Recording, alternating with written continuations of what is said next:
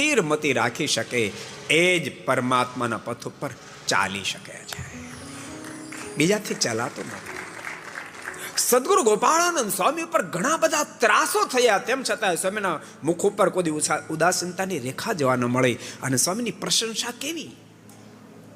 સુંદરયાણાના હેમરાશા શેઠ સ્વામીની પાસે જ્યારે આવ્યા છે અને સ્વામીની નાડી જ્યારે જોઈ, સ્વામી હાથની નાડી બંધ કરી દીધી. જમણા હાથની નાડી બંધ કરી, ડાબો હાથ હાથમાં લીધો તો ડાબા હાથની નાડી બંધ. હૃદયમાં હાથ મૂકે તો ધબકારા હૃદયના બંધ. અને સ્વામી વાતો કરે. આ દ્રશ્ય જોતાની સાથે હેમરાશા શેઠે બધી તપાસ કરવાની પડતી મૂકીને ભોખો ભાઈખે દંડવડે કર્યા અને સ્વામીને કહે, સ્વામી આપ સાક્ષાત ભગવાન છો, ભગવાન છો, ભગવાન છો.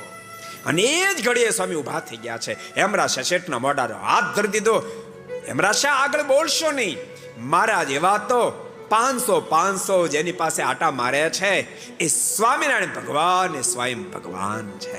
હું તો એનો એક નાનો સાધુ છું.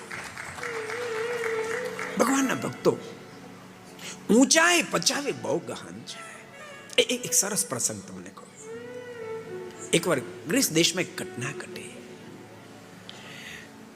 એક ખેડૂત જેવો માણસ આમ 4 રસ્તાની મધ્ય આવ્યો અને એને પોલીસ ઓફિસર કોઈ ઉભો એવું લાગ્યું અને પૂછ્યું, ભાઈ કાલેંગા જવાનો રસ્તો ક્યાંથી છે?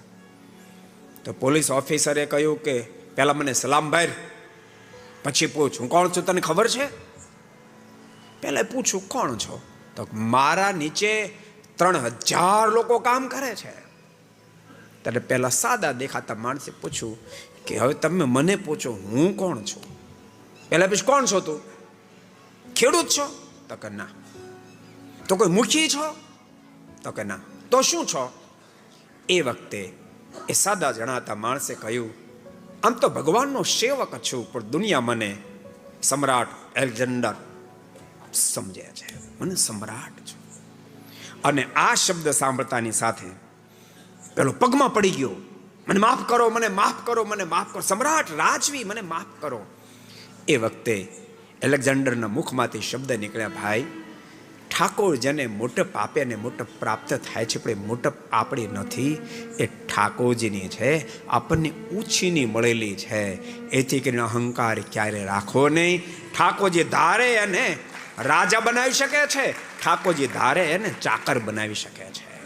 માટે અહંકાર મિથ્યા રાખવો નહીં. को पसंद आया हो तो लाइक करें,